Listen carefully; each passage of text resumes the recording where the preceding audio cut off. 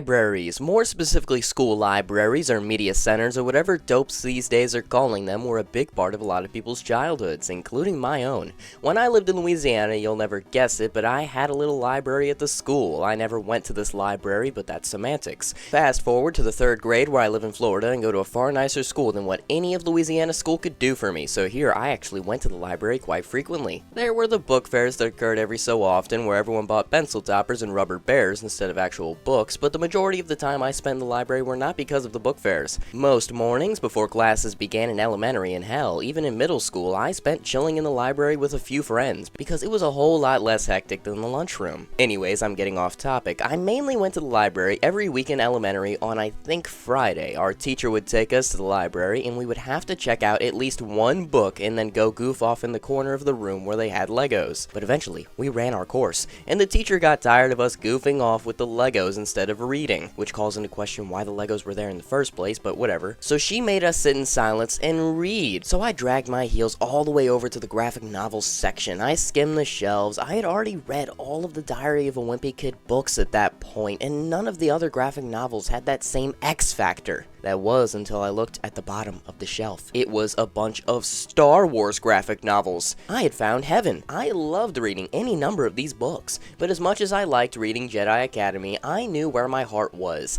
I always picked up Origami Yoda. What the hell is Origami Yoda? Give me a second, God. Also, talking about Origami Yoda doesn't make me the book guy. I'm not the book guy, even though I've made 2 book videos. This isn't a fluke. Week 5 of Grogu month, baby! This is the final part of Grogu month 2024, and probably the last of the Grogu months, as I think the topic of this video made it clear I've lost the plot on what qualifies as a Grogu-centric episode. If you've still yet to see the other 2 parts of Grogu month 2024, please go watch those. They are cinema and contextualize the whole thing and make it sound a whole lot less brain dead than it normally would. I feel bad because delays led to this coming out on the not month of November because of some complications with my schedule resetting my upload streak. Damn it! Anyhow, the first part was all about the Grogu Tamagotchi, me raising it and caring for it as a son. The second part was all about Grogu Monopoly and how I think it could have been a lot better than a cheap reskin. And the topic for today, a book series I grew up with, all about a much older Yoda. However, I get off on a technicality because Dwight is like 14, which is like infant levels for a baby Yoda.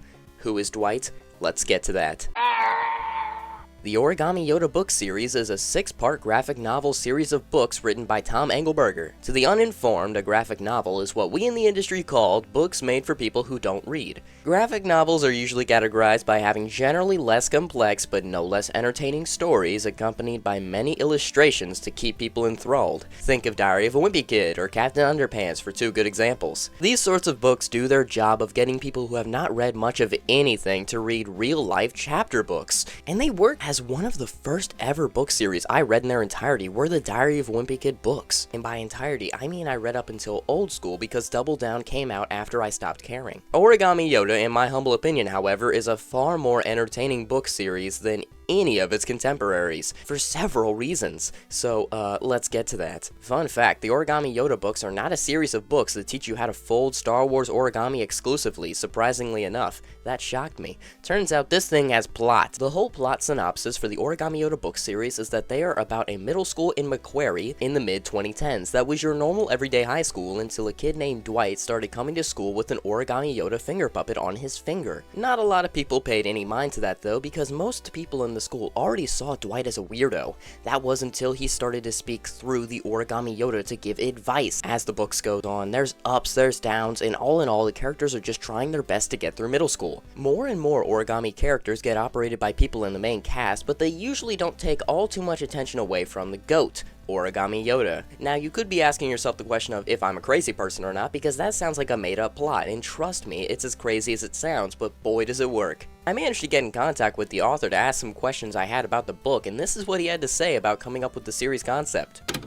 Origami Yoda himself told me to do it, sort of. I wasn't the first to fold an Origami Yoda, but my version just happened to fit on a finger, and once you have a Yoda finger puppet, it's only natural to have it talk.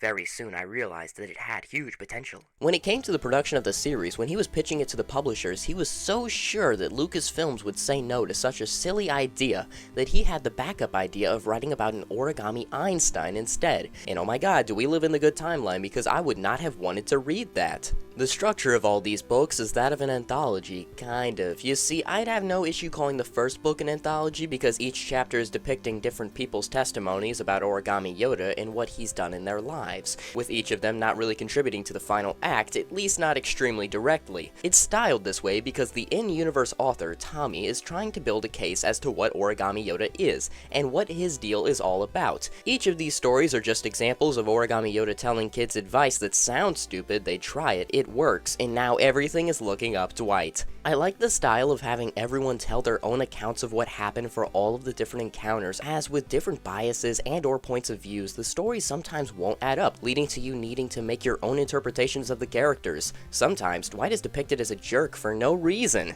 but in other accounts, the kid is just being a silly guy. I'm a big fan of this structure because it gives a good excuse to just spitball out silly ideas for stories you could do with a fortune-telling piece of paper. As the books goes on, they sort of lose this factor as they follow a more linear story, but no less point of view biasy thing going on, which I have no problem with. It's just different from what the first book did. I don't want to take away from anyone's personal experience from reading the book themselves, so I'm just going to cover some surface level advice I'd read from the first book that I liked. The first one was to cover your pants in water to cover up a stain that makes it look like you wet yourself, buying the whole school Cheetos to make up for hogging Cheetos one time at a school field trip, and just do it, among other general life advice. I like how the advice is given because Dwight talks how everyone who tries to do an impression of Yoda does. Turns out many of the stories are based on life experiences from the author, and in some cases Origami Yoda gave advice he wished he received when he was younger, or in other cases he ended up being more like the antagonist. As for the kid characters, they're interesting enough to follow, and there's enough of them to where more of them aren't needed to be added to make newer books interesting. Some of the kid characters are more one note, like the bully guy who tosses Dwight into a trash can, but some are secondary characters but still pop up frequently, like the sanitation assembly speaker who creeps me out and has a weird looking puppet. That's weird, he scares me. As for the illustrations, they are all done by Tom Angleberger, but they're done by Kellen in universe. Kellen, bless his heart, has a very distinct art style. One of my favorite aspects of the books is how they sort of mimic doodling into notebooks and stuff. Like when I'm writing something and I'm bored, I'm always drawing stuff like this around what I'm writing. There are also some running gags that are exclusive to the drawings and are barely talked about in the books themselves. Like the squirrels.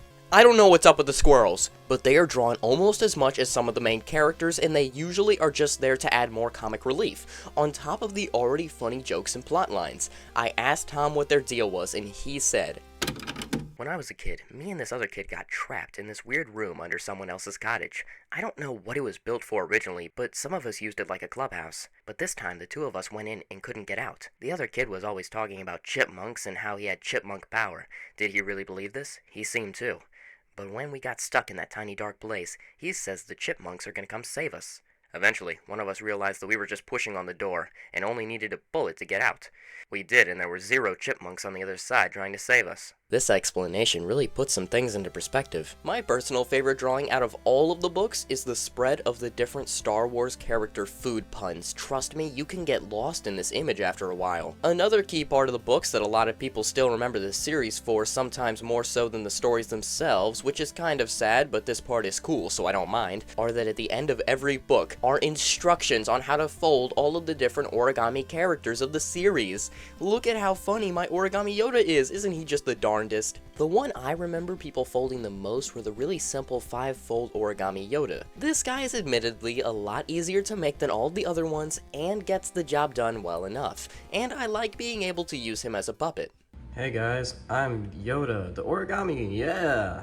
If I were to give my personal rankings of all the books, however, I would probably have it go a little something like this. Number 7, R2-D2's Origami Folding Guide. Just an instruction manual for more origamis than what were shown in the series, so it's just kinda whatever. Doesn't make it bad, it's just not any of the novels, so it's just not on the same level. Number 6, The Secret of the Fortune Wookiee. Reading this title while recording the voiceover made me realize how brain-rotted FNAF has me. Please free me with your secret, Mimic. Anyways, back on track. This story is good despite what me putting it at It 6 says about it, because even if I like it the least doesn't make it bad, it's still a great read. Number 5, The Surprise Attack of Jabba the Puppet. Besides having a very long title, is the start of a very huge arc about the characters banding together as the school tries to split them apart because of district testings or like levels or whatever. I don't want to give too much about this story away, as I still want you to read this for yourself. Number 4, Princess Labelmaker to the Rescue continues the arc, and adds the rising action and climax of the arc, makes it the more exciting of the two in my opinion. Turns out the story of Jabba and Princess were meant to be one entry, but got so big that they needed to be split into two,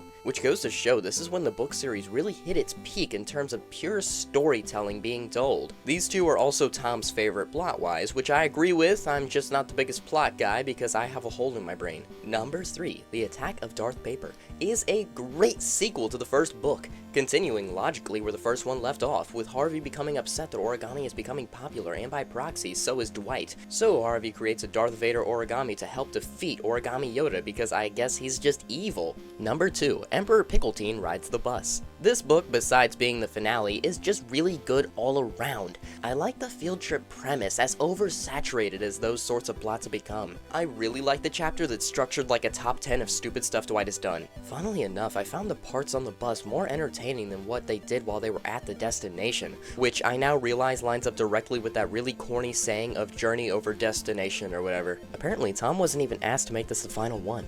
He just felt this to be what was right, with all of the arcs closing up, all of the stories being told, which really shows integrity on his part, because too many authors will keep going even if everything is said and done. Number 1, The Strange Case of Origami Yoda. I know it's really dorky to put the first entry of something as a favorite as opposed to all of the other entries, but I don't care. The deep state won't stop me from feeling how I want to feel about things. Like I said before, the way the first story tells its narrative is nice, and the stories of this one are some of the most iconic of the whole series for a reason. This isn't where the story ends. There's a rabbit hole I went down for making this video, and I want to expose you all to the things I've seen. So basically, when I was doing research for this video, which usually just amounts to me looking up the topic and looking at the top results, I saw that there was an official site dedicated to Origami Yoda and the community of people who love the books. This site is such a wonderful rabbit hole to go down because there is just so much history to unravel here. I mean, look at this, Nyan AT-AT! This thing has it all. I wish I knew about this when I first read the books as a kid. There's a page where you can create a super folder account. Super folders being pro origamiers such as myself, and as a super folder you can submit images of origami you have made to be reviewed and posted to the Board of Origami Creations. There's also a bunch of just silly pages here, like a page dedicated to a merit badge activity list, which looks like it'd be a fun thing to knock out over the course of a weekend, and a page dedicated to a ton of different folding instructions on how to make all sorts of origamis, and there's porgs! I'd recommend going to the Stuff to Do Roundup page before anything else though, as that's got the synopsis for all the sorts of things that are there to do. How to get a side book where? There's also a page that has all of Tom Angleberger's other books, which I'm sure I also saw these in my elementary's library, but was probably still on that caveman brain that said, if no Star Wars, me no likey. I'd recommend reading some of these if you decide to read Origami Yoda after this video and like it. I asked him what his favorite books were that he wrote before Origami Yoda and after, and these were his picks. So these are the ones that you should really check out, in his humble opinion. Him writing the novelization of the movies honestly shocked me, like this guy's range in writing is insane. The super folders also get together with Tom to do some big projects sometimes, like folding all 151 Pokemon or folding a bunch of Muppets. When I asked him, he said his favorite project was probably the Pokemon one, but that he also liked the expanded universe and short films fans had made. This also led me down the rabbit hole of finding his YouTube channel, where every March he holds a Mall's Madness, which is exactly what it sounds like.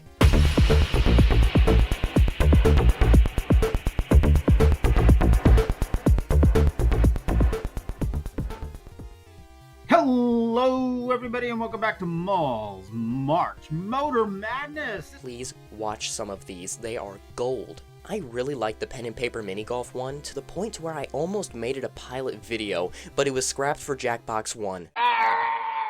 I would once again like to thank Tom Angleberger for taking the time to answer the questions I've had about this series, as well as even drawing the intro title card, if you couldn't tell by the change from my normal art style at the start. And in our email correspondence, you can tell he's a man who cares deeply for his craft, and I would recommend any of you guys who like origamis to go over to his site, because why not? Also, if you make a silver coin origami, email me it. If you want to hear me just answering all the questions I gave him, as I left a few out in this video, then go check out the full thing on the second channel. The life lesson here is that you should always listen to tiny paper puppets telling you advice, and to spill water all over yourself so it doesn't look like you peed your pants. When I asked Tom for anything to leave viewers watching this video that are either just finding out about the books or getting sudden nostalgia from hearing about it again with, he said, "The Origami Yoda books were truly a team project. The super folders truly superpowered the books, and they wouldn't exist if it hadn't been for all of the creative energy that was unleashed. Amazingly, the end of the series didn't mean the end of that energy, and it's still flowing today. It's 10 years later, and the website is still being constantly updated with new submissions from super folders. This is a true treasure to me as an author, and I'm so thankful for it. So to all of the super folders, new and old, may the force be with you, always." And that concludes Grogu Month 2024. Cheers to the memories, cheers to there probably not being a Grogu Month 2025.